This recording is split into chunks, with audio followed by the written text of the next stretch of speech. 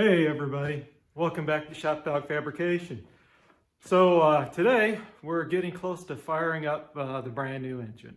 Got the transmission in, engines in, the headers are in, the exhaust is all hooked up. Pretty much all I have, there's oil in the engine. I need to put some transmission fluid in yet, at least a few quarts till I get it started and figure out how much more I need to add. I need to put some water in the radiator, and I need to put the distributor in. But before I can put the distributor in, I need to make sure, I'm on top dead center number one. So, basically, I've got number one plug out. What I'm gonna do is I'm gonna hook up a little button that I've got. I'll jump the starter switch here with it, and basically, turn the key and connect the battery, bump the engine over, till I feel the compression coming out of number one. And then I'll check my timing marks, drop the distributor in so, the rotor is pointing to number one, and then, put all the plug wires in and see if this thing will fire up. Oh, and I got to put fuel back in it. Now I've got the fuel system fixed. I had to drain the tank and everything, put the new filters in. So I need to put fuel back in this thing too.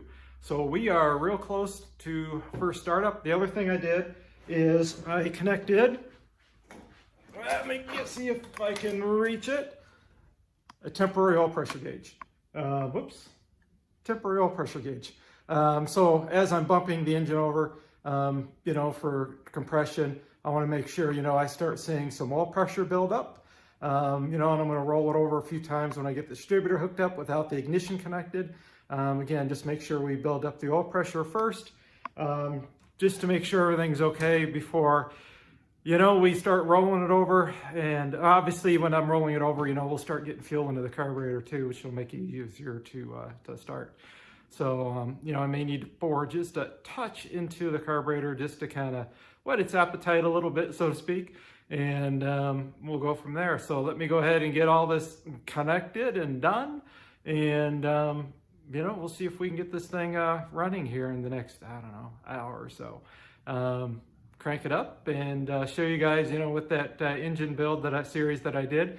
Here's the culmination of it, right? Checking the transmission out, putting the engine in, freshening it up, doing all the ring gaps, the bearings, blah, blah, blah, blah, blah. So we're right there to cranking this thing up, and hopefully she fires up. We got good oil pressure and she'll idle and run well. So anyway, let me get all this stuff done, and I'll come back and I'll show you, as we roll this over, as it starts building oil pressure and some of that stuff. I'm not going to do a time lapse and, pain you with watching me slow motion or, a million miles an hour getting this thing ready. So hang tight. Let me do some of this stuff and we'll get close. All right, guys. So here's what I was talking about, that butt button. So basically it's got two leads, and you can see here I've got one on this post, one on this post. I'll try to put a picture in there if you've never done this before. You can get these, I think, I'm sure you can search for these on Amazon and stuff. This is a snap-on one I've had forever. So I go across the two posts. I've got the number one spark plug out, and basically I just bump it over. Oh, and you should have heard that big psh, right? That was putting it on number one. You'll feel the big compression and the big blow feel on the edge of your fingertip. And now what we can do is we can look it over our timing marks. And I'm real close to being on top dead. I just need to roll the engine over a little bit by hand. I'll put a big socket on the end of the crankshaft and just move it ever so slightly to know that I'm on number one. So that's how I do that. And now I know I'm on top dead, and I can go ahead and drop in the distributor, put the number one spark plug back in, and put all my plug wires on. Now I still have to do all this other stuff I talked about a few minutes ago before we can actually start this. And like I said, we'll check our oil pressure, obviously, to make sure that is a priority before we even think about starting it. All right, guys, here we go. We're gonna spin her over and make sure we have oil pressure.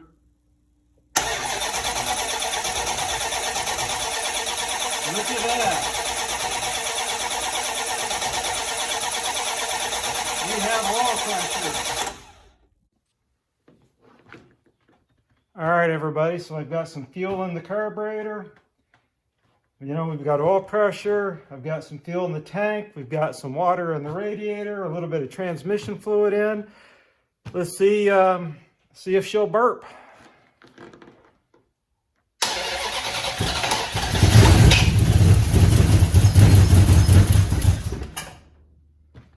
Well, so far I know it doesn't have fuel yet, so let me pour a little bit more in the carburetor and we'll see if we can get her going.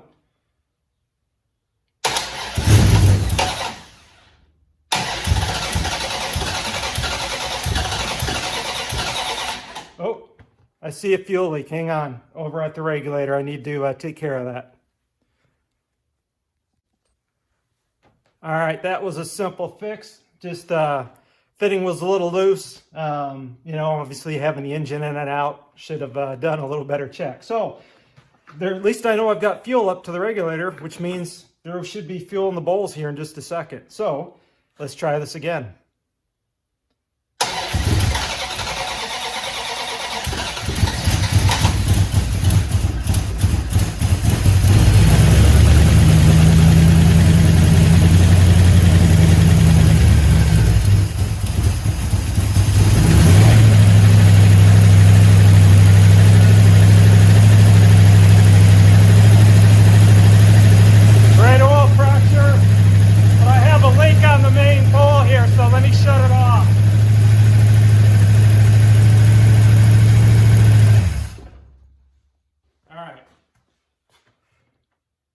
That little bit of crap on the headers burning off because I did touch them up, but I do have a leak on the front bowl there. I don't know if you can see it, but you know, we had great oil pressure on this thing, so really happy with that. Not bad for a first start, eh?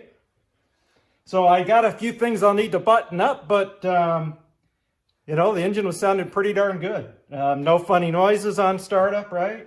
Good oil pressure. Just I need to do a good nut and bolt check now. So there we go, guys. Not too shabby, huh? You know, I got a couple of things I need to check. Obviously the front float there is leaking out the top of the needle and seat. So I definitely need to check my float levels. It could be that it's just stuck.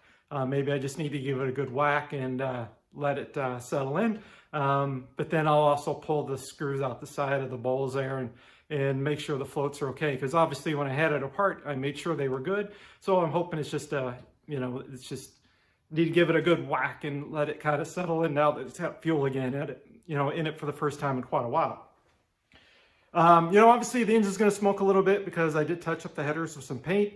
There could be a little bit of engine oil on it, you know, from spills and things. So I need to definitely open up the garage doors, roll her out and let her run for a few minutes. I definitely need to top off the radiator a little bit more with some water, get some transmission fluid in the transmission, and then we can take her out for a road test. But I think we're going to go ahead and wrap this up right here. You know, it's getting dinner time. You know, I'm getting a little hungry. So anyway, guys, hey, this is kind of where we're at, you know, and hopefully the next video, you know, I'll be able to take her out for a little test drive and see how she does. And we'll post up the little road test on there. I still have a lot to do, like my transmission temperature gauge is not connected. My O2 sensor is not connected. You know, I've got a lot of little things I need to button up before I can take this out for a road test. You know, I need to fix my line lock. There's just a bunch of little things I need to do. But I don't need the line lock to go for a road test. I at least would like to have the transmission temperature gauge hooked up, my O2 sensor hooked up to make sure, you know, I'm doing okay, because I did make a jet change. So I want to make sure that's all right. But with that said, guys, I would say that's a successful first start. Nice and smooth. I got a little work to do on the idle. Like I said, take care of a couple leaks. Just make sure everything's buttoned up good. And make sure everything, you know, a quick nut and bolt check to make sure everything's tight. And hey, we'll go from there. So thanks for watching, guys. You guys have a great day. I hope this little video series has helped you out. Now you can see, you know, a successful start after we've done this. So the other thing too is, you know, once we get a couple hundred miles on this thing, I'm going to change out the oil, obviously, because brand new rings, you know, they're going to seat, they're going to have some material. You know, that oil filter is going to weigh a lot. So I'm only going to drive this a couple hundred miles probably, maybe not even that far, and do an oil change on it, put some fresh oil in it, fresh filter, and then, we'll let her go for a couple months before I change her out again. So thanks for watching, guys. Have a great day. Get out your shop and have some fun. Talk to y'all later.